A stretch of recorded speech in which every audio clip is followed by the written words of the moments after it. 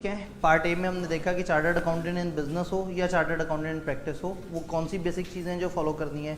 फिर conceptual framework में हमने देखा था कि कुछ सिचुएशंस हैं जो 5 में से किसी एक या एक से ज़्यादा तरह के थ्रेट क्रिएट कर सकते हैं, उसको एवेल्यूएट करना है और उसकी बेस पे फिर हमने डिसाइड करना है कि हमारा सेफगार्ड क्या होगा। सेफगार्ड्स की एक लिस्ट भी दी हुई है कोड ऑफ एथिक्स में, लेकिन अगेन मैंने आपको सजेस्ट किया था कि सेफगार्ड्स की वो लिस्ट जो है वो सिर्फ एक दफ़ा पढ़ने वाली है या वो ओवरऑल लेवल पे चीज़ें बता रहे हैं। सिचुएशन टू सिचुएशन जो बेसिस है वहाँ या आप जजमेंट यूज़ कर रहे होते हैं या 290 पोर्शन जो कोड ऑफ एथिक्स का उसको यूज़ कर रहे होते हैं। अच्छा हुआ था कि कोड ऑफ एथिक्स को कल की तरफ ज़रा ज़्यादा हमने चीज़ें कवर कर ली थी। अब कोड ऑफ एथिक्स में इसके आगे चलते हैं। ऑडिटर की असाइनमेंट से रिलेटेड, ऑडिटर की एंगेजमेंट से रिलेटेड, ऑडिटर की अपॉइंटमेंट से रिलेटेड हम लोगों ने 210 में डिस्कशन की थी कि आपने एग्रीमेंट के कंटेंट्स को देखना है। फिर हमने 220 में डिस्कशन की थी कि क्लाइंट और एंगेजमेंट की एक्सेप्टेंस के वक्त आपने क्वालिटी और इन सारे पैरामीटर्स को देखना है। कोड ऑफ एथिक्स भी मिली जुली बातें आपको दोबारा से याद कराना चाह रहा है। वो कह रहे हैं जब भी कोई क्लाइंट आप एक्सेप्ट करें तो क्लाइंट को एक्सेप्ट करते हुए ये देख लेना बड़ा ज़रूरी है कि उस क्लाइंट में कोई थ्रेट्स वगैरह तो नहीं, उस क्लाइंट की एक्सेप्टेंस से किसी किस्म की कोई ऐसी सिचुएशन तो नहीं क्रिएट हो जाएगी जिससे आप सही से ऑडिट ना कर सकें। तो आपको क्लाइंट एक्सेप्ट करने से पहले क्लाइंट की नॉलेज होनी चाहिए। क्लाइंट स्क्रीनिंग का एक पूरा प्रोसेस होता है जिसमें हम क्लाइंट के बारे में देखते हैं कि वो क्या है। अगर मार्केट में उसके बारे में नॉलेज है तो मार्केट में लोगों से पूछते हैं, अगर हमारा कोई पुराना एक्सपीरियंस है तो उसकी बेस पे देखते हैं। कई दफ़ा कुछ क्लाइंट्स के बारे में मशहूर होता है कि ये ऑडिटर्स को तंग करेंगे, ये डाटा नहीं प्रोवाइड करेंगे या इनकी इंटेग्रिटी के इश्यूज़ हैं। तो एक ऑडिट को एक्सेप्ट करने से पहले हमने एक दफ़ा देख लेना है कि क्या क्लाइंट को एक्सेप्ट करना मुनासिब है। यानी ऑडिट तो सेकेंडरी स्टेप है, पहला स्टेप ये है कि क्या इस क्लाइंट का भी कोई काम करना चाहिए या नहीं। जैसे 220 में भी हमने बात की थी, अगर आपको क्लाइंट की ही इंटेग्रिटी पे इशूज़ हो, अगर क्लाइंट ही आपको ना समझ आ रहा हो, अगर आपको लग रहा हो कि उनका वो बिज़नेस जो है वो आप उसकी अंडरस्टैंडिंग आपको है ही नहीं। फॉर एग्जांपल स्टॉक एक्सचेंज ने आके आपसे कहा कि मुझे आपसे एक असाइनमेंट करवानी है, तो क्या स्टॉक एक्सचेंज नामी बिजनेस को कोई असाइनमेंट भी करके दी जा सकती है या नहीं। तो कई दफ़ा कुछ बिजनेस ऐसे होते हैं जिसमें आपकी कंपिटेंस नहीं होती। कई दफ़ा कुछ क्लाइंट्स ऐसे होते हैं जिनको आप सर्विसेज प्रोवाइड नहीं करने के देना चाहते। तो ऐसे में सबसे पहले आप क्लाइंट एक्सेप्टेंस की बात करते हैं। जब क्लाइंट एक्सेप्टेंस की बात हो जाए और आप कहते हैं हाँ ठीक है सही है, इनका बिजनेस समझ आ रहा है, इनको एक्सेप्ट करने से मुझे अपेरेंटली कोई थ्रेट नज़र नहीं आ रहा, तो ये तो हो गया क्लाइंट और क्लाइंट के साथ आपका रिश्ता। अब सेकेंड लेवल आ जाएगा एंगेजमेंट एक्सेप्टेंस। वो क्लाइंट तो आपने एक्सेप्ट कर लिया कि ठीक है मैं इनको सर्विस प्रोवाइड कर सकता हूँ। अब सवाल ये कि वो मेरे से सर्विस क्या डिमांड कर रहे हैं। वो मुझे ऑडिट करने का कह रहे हैं, मुझे कोई नॉन एश्योरेंस सर्विस प्रोवाइड करने का कह रहे हैं। जो वो सर्विस मुझे कह रहे हैं, अब उस सर्विस में कोई थ्रेट तो नहीं, वो काम करने से कोई मसला तो नहीं होगा। यहाँ मैं 220 को इसके साथ ज्वाइन करूँगा। 220 ने कहा था कि अब जो आपको वो असाइनमेंट दें, आप ये देखो कि आप उस असाइनमेंट को करने के लिए कम्पिटेंट हैं या नहीं, क्या आप में वो कैपेबिलिटीज़ हैं या नहीं, क्या आपके पास वो टाइम, नेसेसरी रिसोर्सेज और वो सारी चीज़ें मौजूद हैं जिससे आप वो वाला काम कर सकें। तो कोड ऑफ एथिक्स ने इन चीज़ों को सरसरी सा तस्करा किया। सम हाउ कहीं ना कहीं 220, 210 और इन चीज़ों में हम लोगों ने ये वाली बातें कवर कर ली। तो एंगेजमेंट की एक्सेप्टेंस के वक्त आपने क्लाइंट के बिजनेस, उनकी नेचर, वो किस तरह का काम आपको कह रहे हैं, उस काम से आपसे क्या एक्सपेक्टेड है, इन सारी चीज़ों को अंडरस्टैंड कर लेना है। और अगर आपको लगे कि ये क्लाइंट इस नोयत का है कि इनका खास बिजनेस मैं नहीं समझ पा रहा, तो ऐसे में शायद आपको एक्सपर्ट बुलाने की ज़रूरत पड़े, तो आप एक्सपर्ट्स को भी यूज़ कर सकते हैं। डन।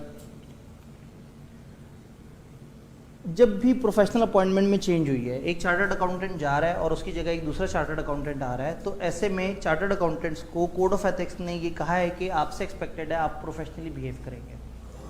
आम बिजनेसेस में अगर एक बंदे को मौका मिल रहा हो कि फलाना बंदे को कोई शख्स सर्व कर रहा था, अब उसे तोड़ के उसका क्लाइंट मैं छीन लूँ, तो आम लोग इस चीज़ पे बड़े खुश होते हैं। लेकिन चार्टर्ड अकाउंटेंट्स प्रोफेशनली एक दूसरे के साथ कनेक्टेड हैं और ये नहीं चाहते कि एक दूसरे से बिजनेस छीनने के चक्कर में एक दूसरे को तंग किया जाए।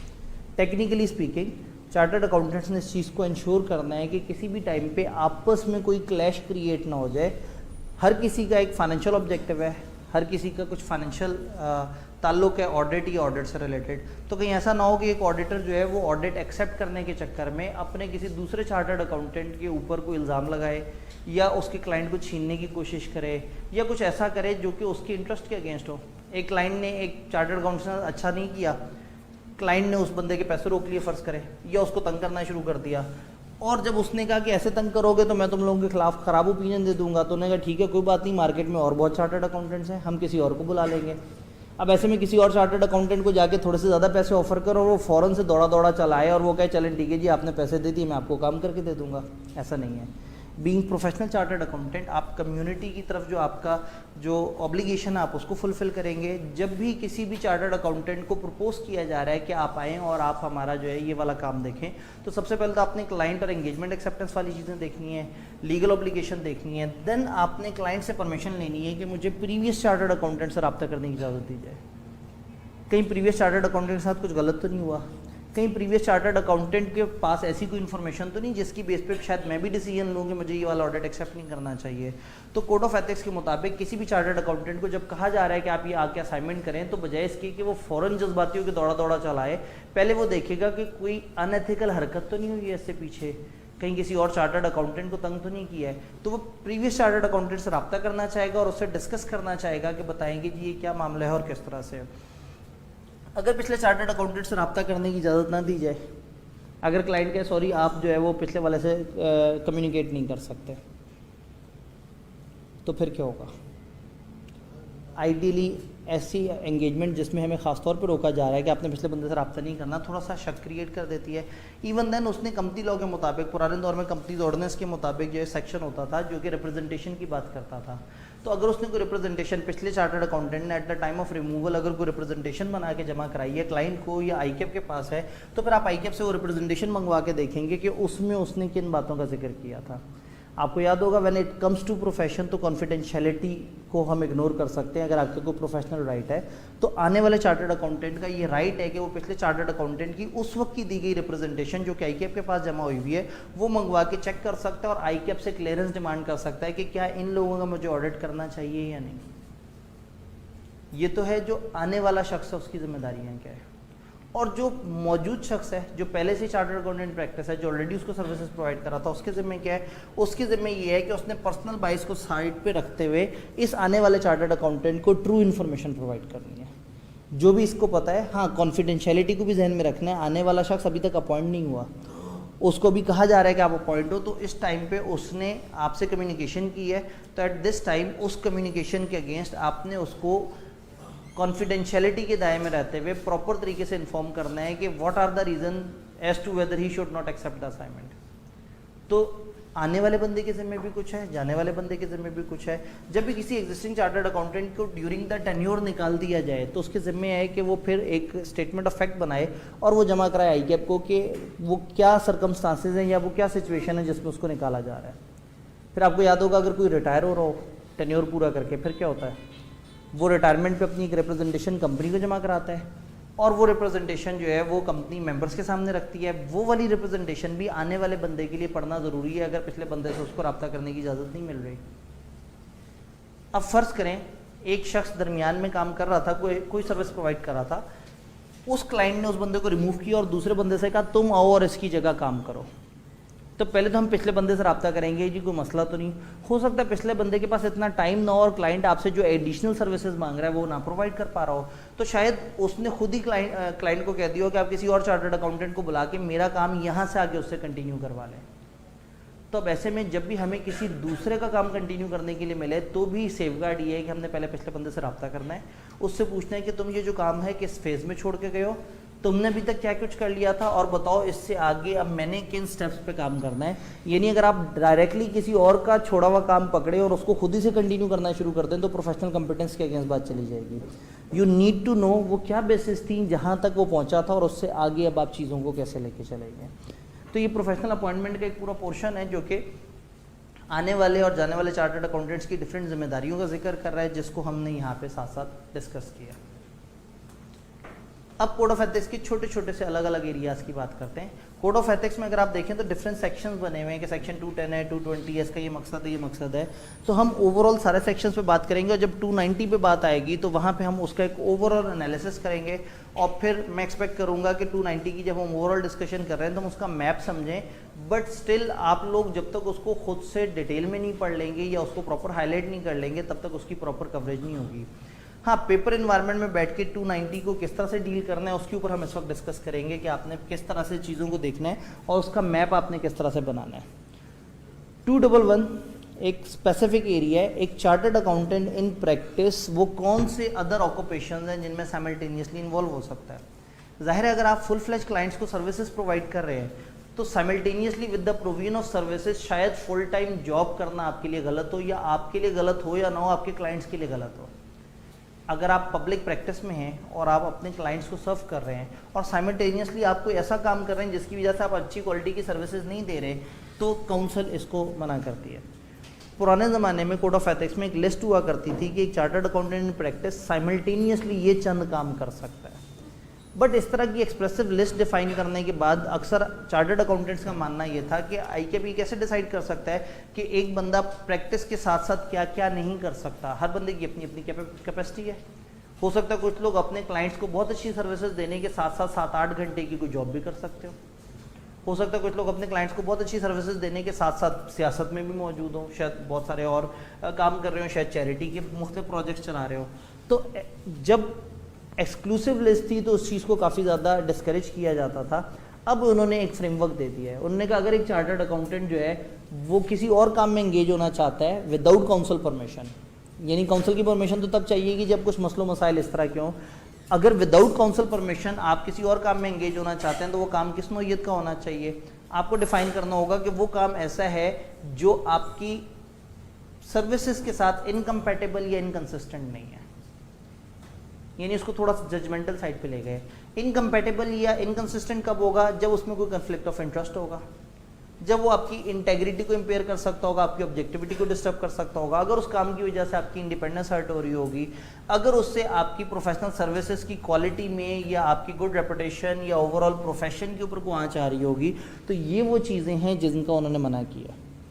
तो अब कोई एक्सक्लूसिव लिस्ट नहीं है कि this is list of things जो चार्टर्ड अकाउंटेंट इन प्रैक्टिस नहीं कर सकता। उन्होंने एक फ्रेमवर्क दे दिया। उन्होंने कहा chartered accountant in practice simultaneously कोई ऐसा काम नहीं करेगा जो इनकंसिस्टेंट या इनकम्पैटिबल हो आपकी सर्विसेज से, और उसकी निशानियाँ उन्होंने दे दी कि कन्फ्लिक्ट ऑफ इंटरेस्ट ना आए, किसी किस्म का प्रोफेशन पे आँच ना आए, आपकी इंटेग्रिटी इंडिपेंडेंस वगैरह पे ना हो, और ओवरऑल लेवल पे वो काम ऐसा हो जो आप साइमल्टेनियसली अगर कर भी रहे हैं तो उससे आपकी प्रोविजन ऑफ सर्विसेज मुतासर ना हो।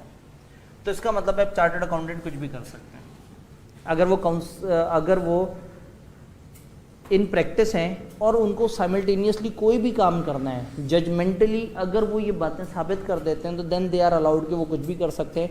अगर वो इस काबिल हैं कि वो अपने ये इश्यूज मैनेज कर सकते हैं तो काउंसिल से इजाज़त लेने की ज़रूरत नहीं है। वो अगर इन फीचर्स पे पूरा उतरती हैं और इनकम्पैटिबिलिटी नज़र नहीं आती तो इन प्रैक्टिस चार्टर्ड अकाउंटेंट कोई भी और प्रोफेशन में इंगेज हो सकता है, उसको कोई मना नहीं करेगा। यहाँ तक बात क्लियर? अगर छोटे मोटे सवाल हो तो आप साथ साथ नोट करते जाए। लास्ट डे हमने सवाल जवाब के लिए तो प्लान किया भैया। कन्फ्लिक्ट ऑफ इंटरेस्ट 220, ये कोड ऑफ एथिक्स के चंद इंपॉर्टेंट एरियाज में से एक है और आहिस्ता आहिस्ता इंपॉर्टेंट होता जा रहा है। पहले कन्फ्लिक्ट ऑफ इंटरेस्ट पे इतनी ज़्यादा डिटेल नहीं होती थी, फिर 2015 एडिशन में कोड ऑफ एथिक्स ने इसके ऊपर ज़रा ज़्यादा एक्सप्रेसिव बात की। कन्फ्लिक्ट ऑफ इंटरेस्ट बड़ी खतरनाक सी सिचुएशन है। एक चार्टर्ड अकाउंटेंट 2 या 2 से ज़्यादा ऐसे लोगों को सर्विसेज प्रोवाइड कर रहा है जो आपस में क्लैश में है। कभी कभी आपको अगर 2 बंदे कहें कि जी आप ये सर्विस हमें प्रोवाइड करें और उन दोनों का आपस में क्लैश हो, फॉर एग्जांपल एक प्रॉपर्टी डीलर, अगर हम एक नॉर्मल बिजनेस की एग्जांपल लें, एक प्रॉपर्टी डीलर को 2 क्लाइंट्स ने कहा हुआ है कि हमें अच्छा घर दिलवाओ। उसको एक बड़ा अच्छा घर नज़र आया और वो घर दोनों की नीड्स को पूरा कर रहा है। जिसको भी घर बिकवा देगा वो उसे कमीशन देगा, दोनों ही अपने क्लाइंट्स हैं। किसको घर बिकवाएगा? जो ज़्यादा कमीशन दे रहा होगा या जिससे ज़्यादा पैसे। अब ये एक ख़तरनाक सी सिचुएशन है जब आपके अपने ही 2 क्लाइंट्स के इंटरेस्ट आपस में टकरा गए। इसका मतलब ये है कि अब आपको लाजमी किसी एक के साथ गलत करना पड़ेगा और किसी एक के साथ सही करना पड़ेगा। कमर्शियली स्पीकिंग, जब भी एक कॉमन इंसान ऐसी पोजीशन में हो कि ये 2 काम इनमें से एक कर लो तो वो चाहेगा कि वो उस तरफ जाए जो ज़्यादा कमर्शियल है। तो चार्टर्ड अकाउंटेंट्स पे ऐसी कुछ सिचुएशंस आ सकती हैं और ऐसे में कोड ऑफ एथिक्स ने बहुत सारी examples the conflict of interest की। ये एग्जांपल्स बड़ी ज़रूरी हैं। आपने खासतौर पे 220 में इन एग्जांपल्स को अलग से हाईलाइट कर लेना है, क्योंकि पेपर में कभी कभी ऐसी सिचुएशन हो सकती है कि आप सिचुएशन देखें और उसमें कोई कन्फ्लिक्ट ऑफ इंटरेस्ट हो, तो शायद फिर आपको 290 के एरिया में जाने की ज़रूरत नहीं है। आप कन्फ्लिक्ट ऑफ इंटरेस्ट वाले एरिया में आएंगे, यहीं से आपको थ्रेट मिलेगा और यहीं पर उसके डिस्क्लोजर से रिलेटेड सेफगार्ड भी होंगे।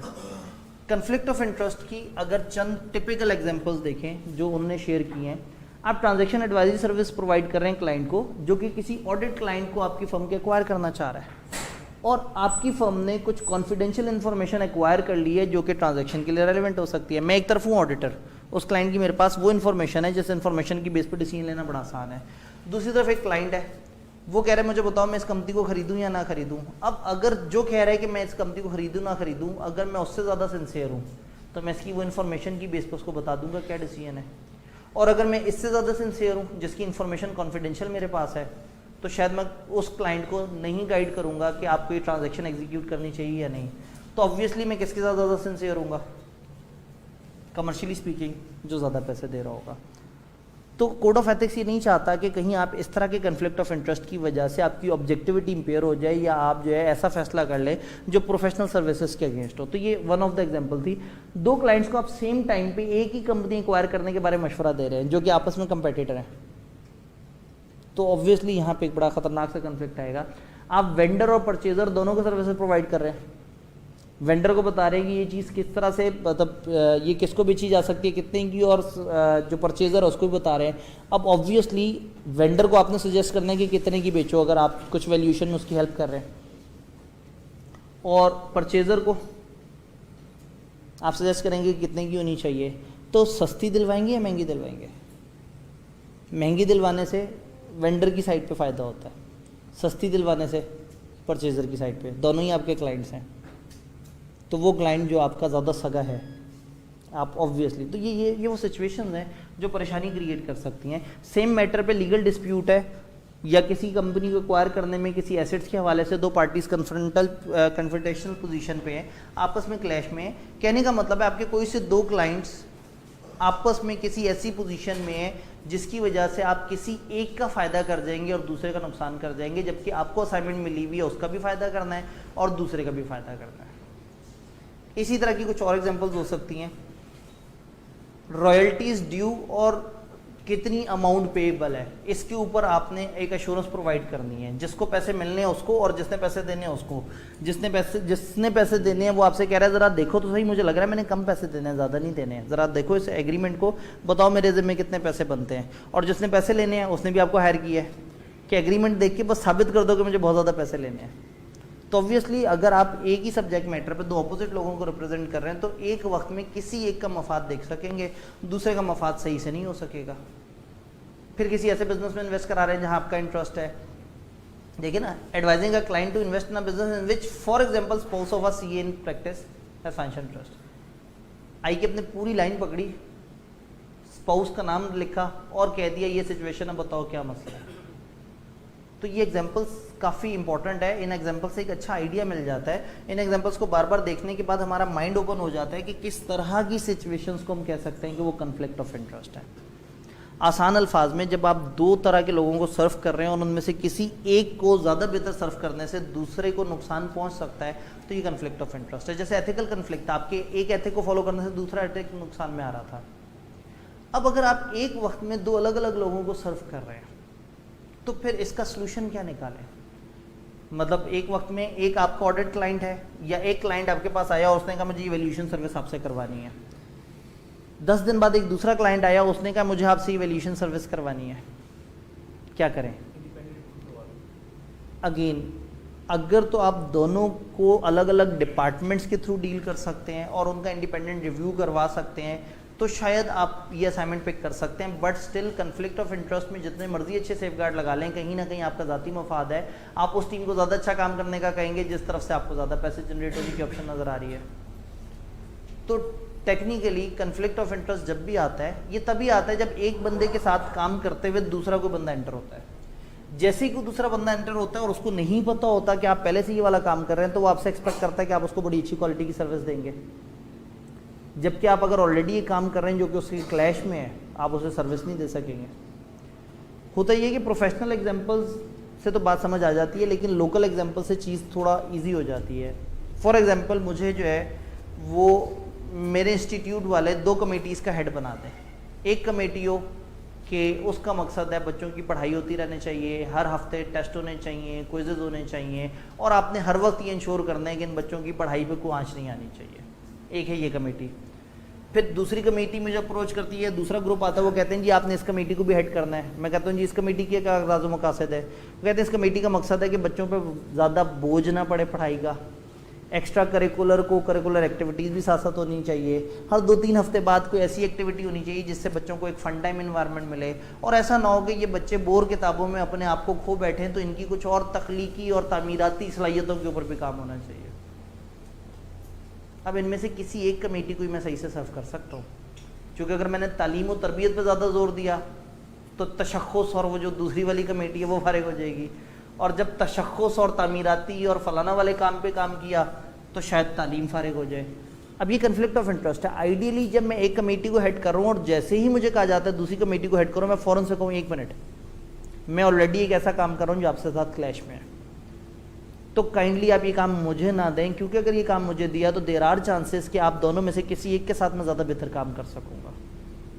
फ़र्ज़ करें उसके बाद भी वो जो मुझे काम असाइन कर रहे हैं वो कह रहे हैं ठीक है आपने सही कहा, हमारे पास इस टाइम पे कोई और ऐसा बंदा नहीं है जो इस चीज़ को हेड करे, हम समझते हैं, हम एहतराम करते हैं आपकी पोजीशन का, स्टिल वी बिलीव कि आप ये काम हमें करके दे दें। अब अगर मैंने उनको एक प्रॉपर डिस्क्लोजर दिया, उनको बताया कि मेरा ये मसला, और उसके बाद वो मेरे से एक्सपेक्ट कर रहे हैं कि मैं वो वाली चीज़ हेड कर दूं, तो अब उनको पता है कि मेरे ऊपर क्या प्रॉब्लम्स हैं, और अब अगर मेरा लेवल ऑफ सर्विस कम भी होगा तो वो ये नहीं कहेंगे यार कैसा प्रोफेशनल आदमी था, उसने तो प्रोफेशन की लाज ही नहीं रखी, उसने तो हमारे साथ अच्छा नहीं किया। तो कन्फ्लिक्ट ऑफ इंटरेस्ट का जो सबसे खूबसूरत सेफगार्ड है that is true transparent disclosure. But इतना जज्बाती नहीं होना कि आपके पास एक क्लाइंट आया, उसने कहा जी मैंने फलाना कंपनी को ख़रीदना है, तो आपने कहा फलाना कंपनी सर उसका तो फलाना लोग हैं वो भी मेरे साथ हैं वो ख़रीदना चाह रहे हैं, ये तो गड़बड़ हो जाएगी। डिस्क्लोजर तो देना है, लेकिन अगर डिस्क्लोजर में उनका जिक्र कर दिया तो शायद वो तो ज़्यादा नुकसानदेह बात हो जाएगी। तो अगेन कोड ऑफ एथिक्स ने इसके ऊपर एक बड़ा उलझा हुआ सा फ्रेमवर्क दिया। उन्होंने कहा जी आपने पहले तो ये चीज़ है कि डिस्क्लोजर देना है, डिस्क्लोजर जनरल भी हो सकता है, स्पेसिफिक भी हो सकता है। जनरल डिस्क्लोजर में आप उन्हें कह सकते हैं कि मैं इस तरह की असाइनमेंट ऑलरेडी कर रहा हूँ, तो इसमें आपको शायद मैं सर्व करूँगा तो देर आर चांसेस कि कुछ क्वालिटी इंपेयर हो जाए। स्पेसिफिक डिस्क्लोजर में आप बता सकते हैं कि मैं किसी के साथ, अगेन इसमें भी कॉन्फिडेंशियलिटी का एहतराम करना है, आपने नहीं बताना, बट आपने उनको स्पेसिफिकली बता देना है कि इस टाइप की मुझे एक ऑलरेडी असाइनमेंट मिली हुई है। जनरल डिस्क्लोजर तो ये है कि जैसे ही आपको क्लाइंट ने कहा जी आओ मुझे वाला काम करके दो, तो आपने अपने प्रपोजल में या अपने उस डॉक्यूमेंट में जिसके थ्रू कम्युनिकेशन हो रही है आपने कहा हम इस तरह की अक्सर एक्टिविटीज़ करते रहते हैं, तो अगर हम आपका काम करते करते इस तरह का कोई और काम कर रहे हुए तो आपको एतराज़ नहीं होना चाहिए। ये तो हो गया जनरल डिस्क्लोजर। स्पेसिफिक डिस्क्लोजर ये होगा कि वो आपके पास है, उन्होंने कहा ये काम करें, आपने कहा जी आपके अलावा ऑलरेडी एक कंपनी जिसका नाम मैं नहीं बता सकता मेरे साथ इस इशू पे ऑलरेडी डील कर रहे हैं। तो अगेन इसमें आपने डिस्क्लोजर देना है डिपेंडिंग अपॉन सिचुएशन। कुछ जगह जनरल डिस्क्लोजर चल जाएगा, कुछ जगह स्पेसिफिक डिस्क्लोजर होगा। अगेन जहां कंफ्यूजन होगी आप प्रोफेशन में बड़ों से तो एडवाइस ले ही सकते हैं। तो कोड ऑफ एथिक्स में जैसे 290 का एक पोर्शन है जो आप सब जानते हैं कि काफ़ी इंपॉर्टेंट है, उसके साथ साथ आपने 220 को देखना है। मैंने बड़ी ही शॉर्ट समरी सामने पेस्ट की हुई है, लेकिन कोड ऑफ एथिक्स में आप जाएंगे तो जनरल और स्पेसिफिक डिस्क्लोजर के ऊपर बड़े मोटे मोटे से पैराग्राफ आपको नजर आएंगे, आपने उनको ज़रूर देखना है और उसके मुताबिक आपने सेफगार्ड सजेस्ट करने हैं। तो कन्फ्लिक्ट ऑफ इंटरेस्ट को हमने डिस्कस किया। सेकेंड ओपिनियन बहुत ही मज़ेदार एरिया। हम चार्टर्ड अकाउंटेंट से अक्सर सेकंड ओपिनियन मांगा जाता है। सेकंड ओपिनियन का मतलब क्या है? दूसरा ओपिनियन। यानी फर्ज कर मैंने ओपिनियन दे दिया तो वो कहें अच्छा ये तो पहला ओपिनियन है, दूसरा ओपिनियन क्या है? ये तो नहीं है सेकंड ओपिनियन। सेकंड ओपिनियन का मतलब ये है कि एक फर्म ने एक सर्विस प्रोवाइड की, उसने एक ओपिनियन दिया और बाद में क्लाइंट घबरा के किसी दूसरी फर्म के पास गया, उसने कहा जी उन्होंने तो वो ओपिनियन दिया, आप बताएं आप क्या कहते हैं।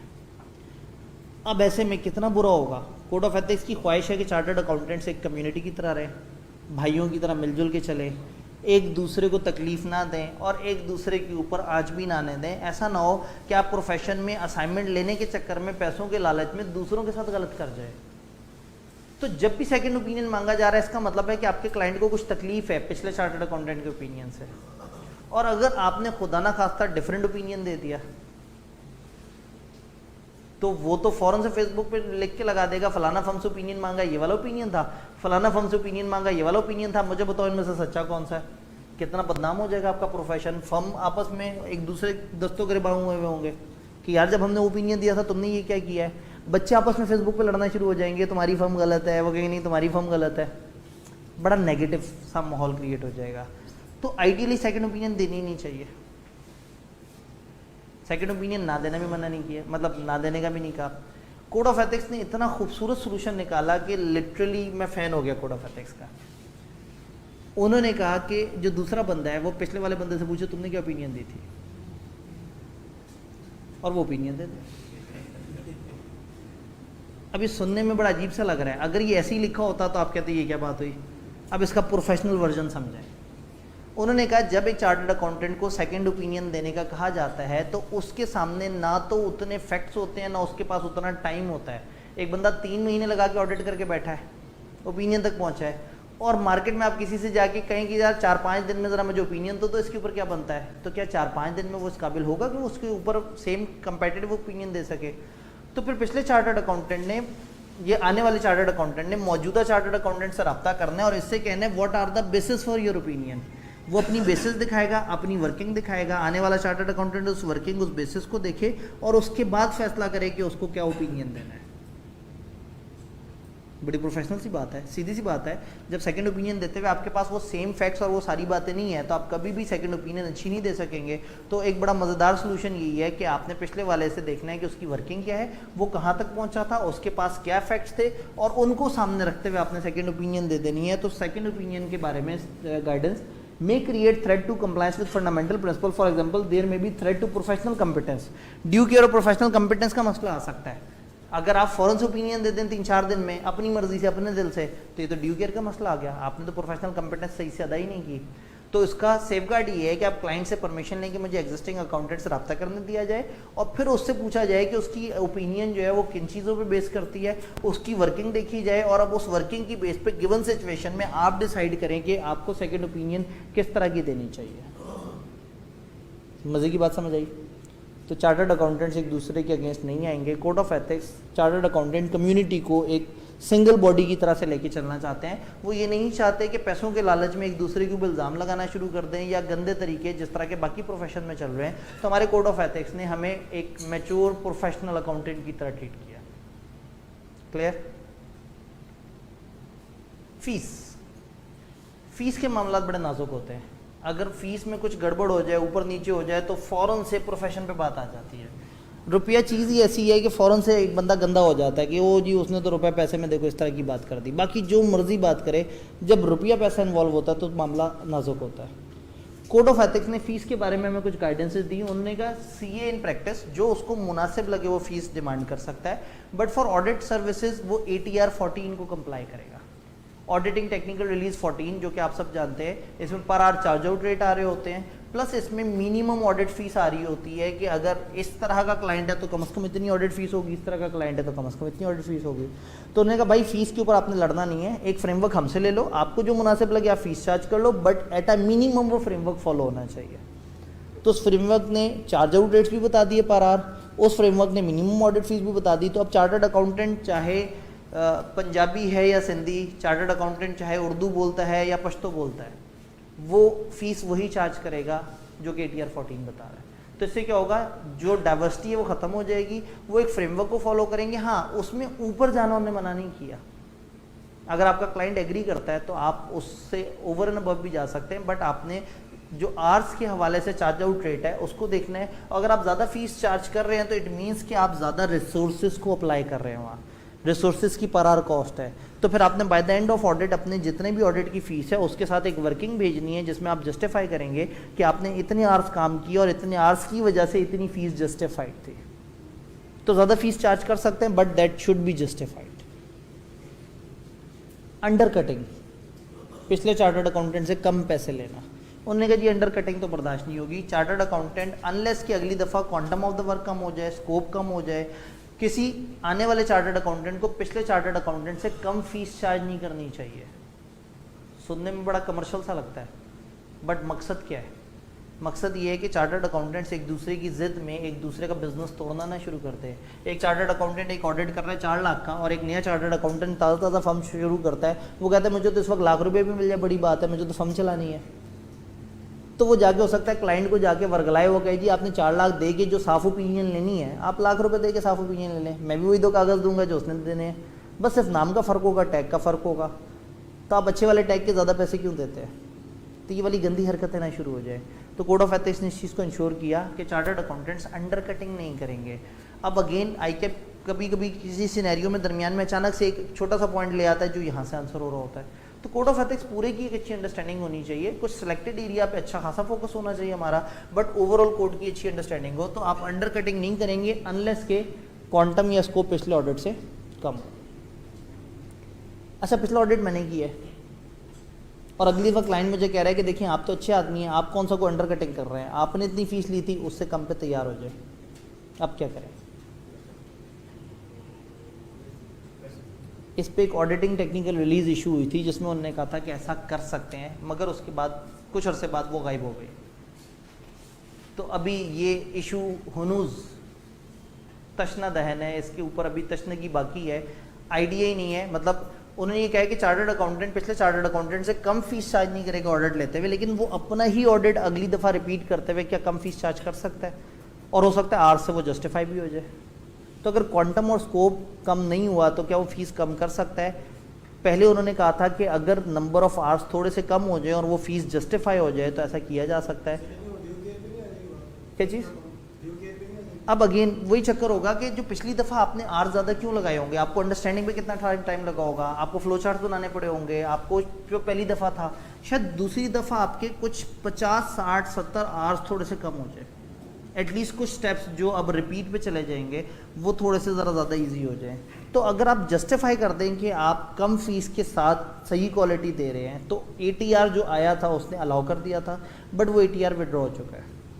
तब करंटली ये इशू, ये सेंटेंस ऐसे ही है कि आप पिछले चार्टर्ड अकाउंटेंट से कम फीस चार्ज नहीं करेंगे और मौजूदा ही अपनी फ़ीस के साथ क्या करेगा, ये इस वक्त एक क्वेश्चन मार्क है। टेक्निकल रिलीज में उन्होंने कहा था कि चूंकि कोड ऑफ एथिक्स ने पिछले चार्टर्ड अकाउंटेंट का जिक्र किया है, सेम का जिक्र नहीं किया, तो इट कैन बी डीम्ड कि ये अलाउड है। तो अगेन जब इस इशू के ऊपर अभी हमारे बड़ों ने कोई फैसला करना है, तो मैं तो छोटा सा आदमी हूँ, तो मैं आपको वही बता सकता हूँ कि जितना कोड ऑफ एथिक्स में लिखा हुआ है। तो पिछले चार्टर्ड अकाउंटेंट से कम फीस चार्ज नहीं हो सकती अनलेस के क्वांटम और इस तरह की चीज़ें कम। पेपर में आ गया तो आप वही बताएंगे जो कोड में लिखा हुआ है। भाई ATR आपने कौन सा को पहले पढ़ लिया थे, तो मैंने एक्स्ट्रा बताया ना कि एक ATR था और फिर ख़त्म हो गया, तो आज की डेट में वो ATR है ही नहीं। जब वो ATR है ही नहीं तो इस पर गाइडेंस नहीं है। अब जब वो कहें कि पिछला चार्टर्ड अकाउंटेंट से आप अपनी फ़ीस कम कर सकते हैं, तो आप कहें कोड ऑफ एथिक्स ने एक्सप्रेसली मना नहीं किया। कोड ऑफ एथिक्स ने पिछले चार्टर्ड अकाउंटेंट से कम फीस लेने को मना किया है, लेकिन एग्जिस्टिंग चार्टर्ड अकाउंटेंट को एक्सप्रेसली मना नहीं किया कि वो ऐसा नहीं कर सकता। बट ऑन सेफर साइड हम ये देखेंगे कि क्वांटम वगैरह अगर कम हो जाए तो बहुत अच्छी बात है। तो आप उन्हें सच बता दो कि कोड ऑफ एथिक्स ने ये बात इस तरह से की है, मुझे लगता है मैं इसमें से ये मतलब निकाल सकता हूँ, फिर आप ATR को रेफर नहीं कर सकते क्योंकि वो विड्रॉ हो चुकी है। कंटिंजेंट फी, याद है हमने कल बात की थी कि अगर कंटिंजेंट फी होगी तो ये तो सेल्फ इंटरेस्ट थ्रेट होगा। कंटिंजेंट फी अलाउड नहीं है, यानी कि आप आउटकम बेस्ड या नंबर ऑफ एरर्स बेस्ड, या मैंने अगर ऐसे कर लिया, अगर साफ ओपिनियन दे दी तो ये फीस, ख़राब ओपिनियन दे दी, आप इस तरह की काम नहीं करेंगे। कंटिंजेंट फीस अलाउड नहीं है, क्योंकि कंटिंजेंट फी से फिर आपका मकसद फौत हो जाता है और आप फिर उन इवेंट्स की तरफ चल पड़ते हैं जिनसे आप ज़्यादा पैसे कमा सकते हैं। तो कंटिंजेंट फ़ी आपने नहीं करनी, आपने अंडर कटिंग नहीं करनी, फ़ी जो है वो ATR 14 के मुताबिक होनी चाहिए, और अगेन आपने इसके अंदर लो बॉलिंग और इस तरह की चीज़ें भी कुछ मना है वो नहीं करनी। रेफरल फ़ी और कमीशन, इसका क्या करें? आपके पास एक क्लाइंट आता है और आप वो काम नहीं कर रहे, मेरे पास एक शख्स आता है कहता है मुझे टैक्स का काम करवाना है, मैं तो नहीं करता टैक्स का काम, बट मुझे पता है मेरा एक दोस्त करता है टैक्स का काम, मैंने उसे रेफ़र किया और उसको कहा चूंकि मैंने तुम्हें क्लाइंट रेफ़र किया है, दो मुझे कमीशन। ये तो बड़ी कारोबारी सी गंदी सी बात नहीं हो गई कि एक बंदा आपने रेफ़र किया और आप उसका कमीशन ले रहे हैं? क्या ये प्रोफेशन में अलाउड होना चाहिए? अब जाहिर है आप लोगों को तो बुरा लगेगा अगर मैं कहूँगा अलाउ नहीं होना चाहिए, मतलब ये तो मतलब बिजनेस खराब करने वाली बात है। उन्होंने कहा ये अलाउड है, बट ये अलाउड क्यों है? इसलिए कि अगर अलाउ ना किया तो ज़्यादा गलत बात हो जाएगी। अगर मुझे बता दिया जाए कि तुम्हें अकाउंटिंग का काम आता है, तुम्हें टैक्स का काम नहीं आता, और तुम्हारे पास कोई क्लाइंट आए टैक्स का, तो तुम उसको रेफ़र कर दो किसी दूसरे चार्टर्ड अकाउंटेंट को और उससे कमीशन ले लो या रेफर फी ले लो। कमीशन मुनासिब नहीं है, कारोबारी से लफ्ज़ है, तो रेफरल फ़ी। तो अगर मैं उसको किसी दूसरे की तरफ रेफ़र करने की, रेफ़र फ़ी लेने की मेरे पास ऑप्शन है, तो देयर आर चांसेस कि मैं आने वाले क्लाइंट को ज़बरदस्ती खुद काम करके नहीं दूंगा, मैं उसको किसी कंपिटेंट इंसान को रेफ़र कर दूंगा, शायद उस थोड़े से पैसे के लालच में। अदरवाइज अगर वो पैसा ना होता, मेरे पास एक क्लाइंट आता और मुझे पता होता दूसरे को फॉरवर्ड करने से मुझे सिवाय सवाब के और कुछ मिलना नहीं, तो फिर शायद चांसेस थे कि मैं अपने अंडर टीम में एक आध बंदा ऐसा हायर करता जिसको उस तरह के काम की समझ आए, और मैं ज़बरदस्ती वो सर्विस प्रोवाइड करता क्लाइंट को जो मैं कंपिटेंट नहीं हूँ जिसमें। तो कोड ऑफ एथिक्स ने एक अच्छा सोल्यूशन निकाला। उन्होंने कहा ओके, आप रेफर कर सकते हैं, रेफर करने पे आप कमीशन ले सकते हैं, आप रेफरल फी ले सकते हैं, बट ऐसा ना हो कि क्लाइंट जो है वो आपके बारे में गलत सोचे, या उसको अचानक से कहीं से पता लगे कि ये जी इस बंदे ने मुझे दूसरे के पास रेफर किया था और बीच में कमीशन खाया था। तो कोड ऑफ एथिक्स ने इसका बड़ा सादा सा सोल्यूशन निकाला। उन्होंने कहा जो रेफर करे और जिसको रेफर किया जाए, दोनों के दोनों क्लाइंट को बता दें कि इसमें रेफरल फी इन्वॉल्व है, यानी कि ओपन डिस्क्लोजर हो। चार्टर, अब आप क्लाइंट के एक चार्टर्ड अकाउंटेंट के पास उसने कहा जी टैक्स का काम कराना है, उसने कहा मैं नहीं करता, मैं आपको एक अच्छा बंदा रेफर कर देता हूँ, और हमारे प्रोफेशन में मजबूरी है कि हमें रेफर करने की फीस भी रखनी होती है, तो मैं आपको रेफर करूँ, आप परेशान ना हो। अगर उसने आपका काम शुरू किया तो आपकी फीस में से थोड़ा सा पोर्शन मेरी रेफर फी भी होगा। वो सोचेगा ये तो बड़ा अजीब सा आदमी है, इसने तो बड़ी दुकानदारों वाली जैसी बात कर दी। तो फिर जाएगा वो किसी दूसरे चार्टर्ड अकाउंटेंट के पास, उसके पास जाएगा, ये मुझे टैक्स का काम हो गया कि मुझे नहीं आता, मैं आपको किसी के पास रेफर कर देता हूँ, और हमें हमारे कोड ऑफ एथिक्स ने कहा कि अगर आप रेफर करें तो आप उसकी फीस चार्ज करेंगे। तो जब उसे पता लग जाएगा ना कि ये सब के सब, ये इनके प्रोफेशन में एक नॉर्म है, मतलब इनके प्रोफेशन में ये अपने क्लाइंट्स को गलत सर्विस देने के बजाय बेहतर समझते हैं कि उसको सही बंदे तक रेफर कर दिया जाए, और इसके अंदर इन्होंने आपस में एक छोटा मोटा अरेंजमेंट रखा हुआ है इस तरह से। और हो सकता है आप उस क्लाइंट को बताएं कि हम कौन सा कोई फीस वाकई ले लेंगे। कुछ क्लाइंट वो हमें रेफर करता है, कुछ हम उसे रेफर करते हैं, बस क्लाइंट को समझाने के लिए हम बता देते हैं रेफर फी, हम कौन सा एक दूसरे को पैसे लेते होंगे। तो क्लाइंट को एक बड़ी पॉजिटिव सी फील दे दें अपने प्रोफेशन के बारे में, और उन्हें कहें कि जी हमारे यहाँ रेफ़र करना एक नॉर्मल बात है, और रेफ़र करने पे कमीशन जिस तरह से मैं आपको बता रहा हूँ, तो यकीन माने जिसके पास आप रेफ़र हो रहे हैं वो पहली बात आपसे ये करेगा कि इसमें हमारी एक रेफरल फ़ी होती है। तो रेफरल फ़ी और ये सारी चीज़ें वो कहते हैं कि इसमें अलाउड है, बस आप थर्ड पार्टी को एक प्रॉपर तरीके से डिस्क्लोज कर दें कि आपकी इसमें रेफ़र का ये एक अरेंजमेंट है। नहीं, कोड ऑफ एथिक्स ने ऐसी बात नहीं की, इतनी कारोबारी बात नहीं करते। कुछ प्रोफेशनल जजमेंट भी तो है ना, कि आप देखें कि किस तरह का क्लाइंट है, आपका कितना गर्विदा है, किस तरह की सर्विस चाहिए, किससे चाहिए, जिसको रेफ़र कर रहे हो वो आपका कितना गहरा दोस्त है। बहुत सारे वेरिएबल्स हैं, कोड तो नहीं बताएगा ना, कुछ तो बिजनेस वाला सोचे ना। क्वालिफाई करेंगे तो बहुत सारे ख्यालात आएंगे जहन में ना, ये वाले कि ये वाली गेम। तो obviously there is a business, code of ethics business करने से नहीं रोक रहा, बट वो कह रहे हैं you have to be ethical. गंदे तरीके से बिजनेस नहीं करना, डिसेंट तरीके से चलना है, प्रोफेशनल तरीके से चलना है। मतलब चार्टर्ड अकाउंटेंट इन प्रैक्टिस कर क्या रहा है, असल में बिजनेस ही तो कर रहा है, क्लाइंट्स को सर्विसेज प्रोवाइड कर रहा है और उससे पैसे कमा रहा है। तो मतलब बिजनेस करने में कोई बुरी बात नहीं है, बिजनेस इज ओके, हर बंदा कमाने के लिए बिजनेस करता है। और चार्टर्ड अकाउंटेंसी में लोग ज़्यादातर आते क्यों हैं? क्या फ्रंट ऑफिस उसे ये बताता है किसी कॉलेज का कि आप चार्टर्ड अकाउंटेंट कर लेंगे तो आप एक बड़े मोतबर इंसान बन जाएंगे और आपके शऊर और आगही में इजाफा हो जाएगा? ऑब्वियसली नहीं। ज़्यादातर लोग चार्टर्ड अकाउंटेंसी अपनी फाइनेंशियल साउंडनेस बेहतर करने के लिए करते हैं, तो दिस इज बट नेचुरल। लेकिन ऐसा ना हो कि वो पैसे कमाने में अंधा हो जाए।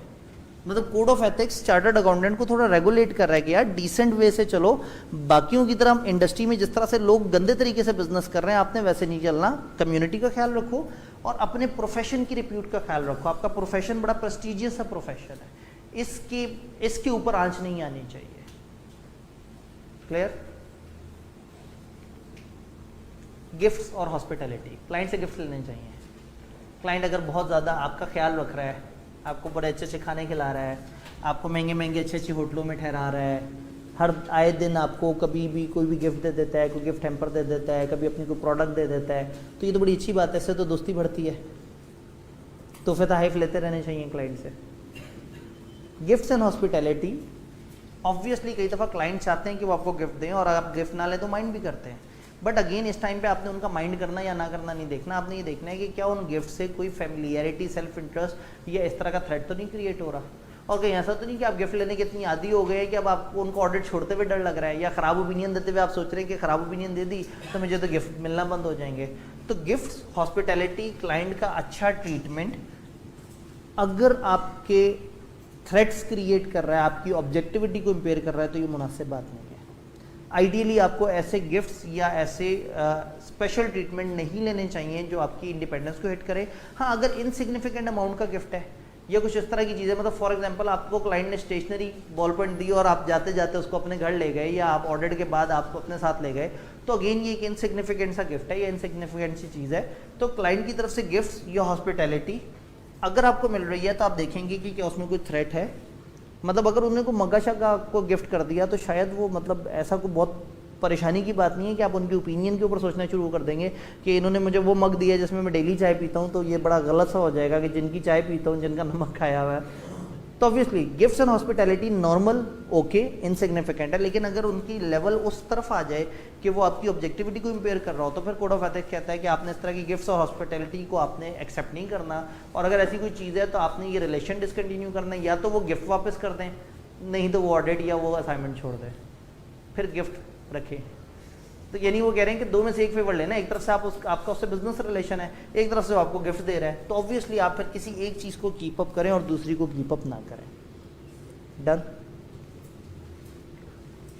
270 एक छोटा सा पोर्शन क्लाइंट एसेट्स को लेके। क्या एक चार्टर्ड अकाउंटेंट को ड्यूरिंग सर्विस अपने किसी क्लाइंट के एसेट्स की कस्टडी लेनी चाहिए? ये बड़ा सेंसिटिव मामला है।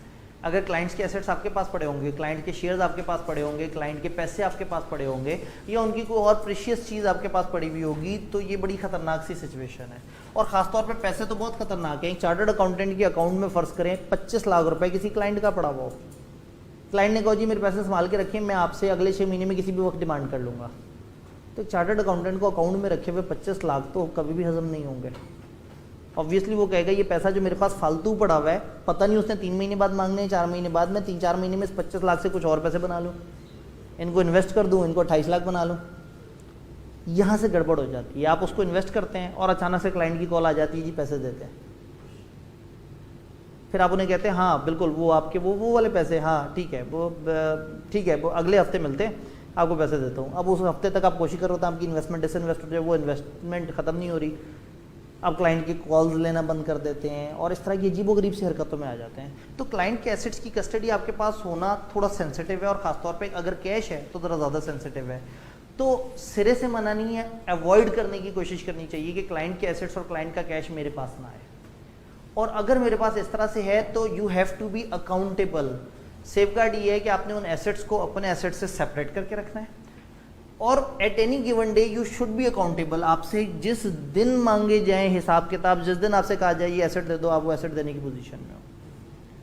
तो अकाउंटेबिलिटी आपको हर वक्त अप टू डेट रखनी है, उन एसेट्स को अपने एसेट्स से सेग्रीगेट रखना है, और हर वक्त कॉशियस रहना है, उन एसेट्स की हिफाजत करनी है और उन एसेट्स को ख़राब नहीं होने देना। और अगर आपके पास कोई ऐसे एसेट हैं जिनके ऊपर कोई और कानून है, फॉर एग्जांपल क्लाइंट के आपके पास पैसे रखे हुए हैं, तो हो सकता है मनी लॉन्ड्रिंग वाली बातें भी आपको देखनी पड़ जाए। क्लाइंट के आपके पास कोई शेयर्स या इस तरह की डिबेंचर्स या कोई और सिक्योरिटी पड़ी हुई है, तो हो सकता है कोई और कानून भी आपको देखना पड़े।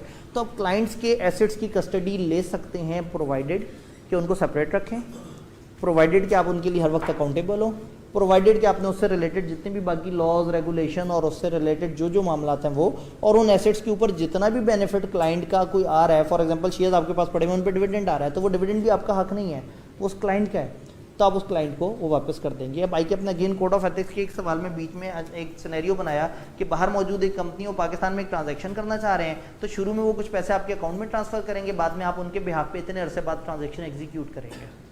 तो उधर 290 में से तो जाके जो जवाब देना ही देना है, आपने ये भी देखना है कि अगर मेरे हाथ में कस्टडी आ गई क्लाइंट के एसेट्स की, या मेरे पास उनका कैश आ गया, तो उससे रिलेटेड भी कुछ सेफगार्ड है जिनका ख्याल रखना है।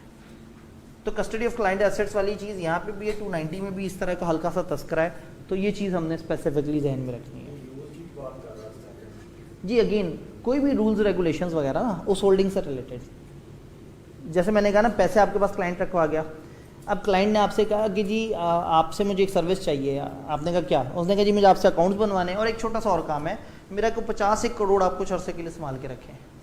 उसने कहीं किसी वारदात से पैसा पकड़ा था, कहीं और रखते हुए उसने सोचा कि मतलब कहीं और रखूंगा तो खामखा किसी जगह ऑडिट खुल गया, ऑडिटर्स के पास रख दे, तो इनका किसने ऑडिट करना है। वो आपके पास अगर वो पैसे रखवा के गया है तो बाकी सारी बातें तो अपनी जगह, पैसे की हिफाजत तो करें, मगर ये देखें कि इस तरह का पैसा रिसीव करना भी चाहिए या नहीं। उसमें आप मनी लॉन्ड्रिंग के अंदर तो नहीं फंसे हुए होंगे कि आपने अननोन सोर्स आया हुआ पैसा एक खास अमाउंट से बड़ा जो कि फिजिकल कैश में है, आपने क्यों रखा। तो इसलिए वो कोड ऑफ एथिक्स ये कह रहा है कि आपने उस एसेट से रिलेटेड जौन सा भी रेलेवेंट लॉ या रेगुलेशन है उसको भी साथ साथ कंप्लाई करना है। डन। देन आ जाता है हमारा मशहूर एरिया 290, ये डायग्राम तो आपको देखी सी लग रही होगी काफ़ी।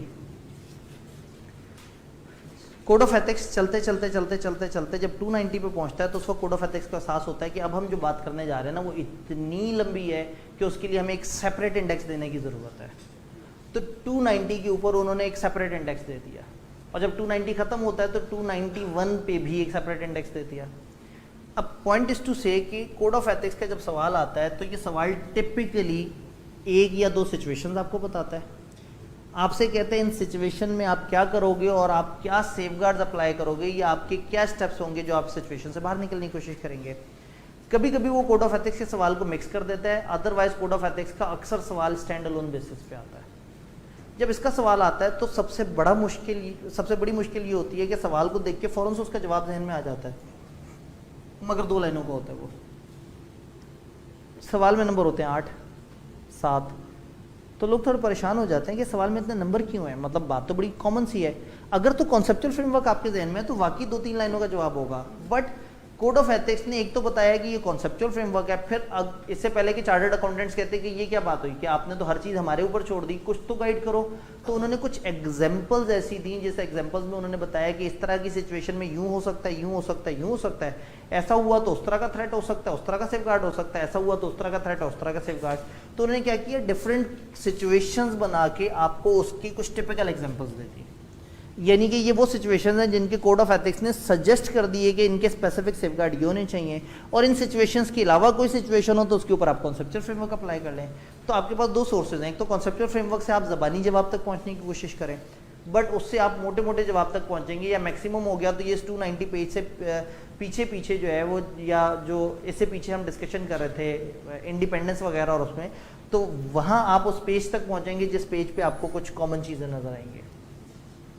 तो इससे इमीडिएट पीछे ऑब्जेक्टिविटी ऑफ ऑल सर्विसेज पे एक लिस्ट दी हुई है, आपको मैंने कल वो लिस्ट दिखाई थी, वो जो हमने देखे थे टिपिकल सेफगार्ड, इस सफ़े से बिल्कुल पिछले वाले पेज पे दिया हुआ है।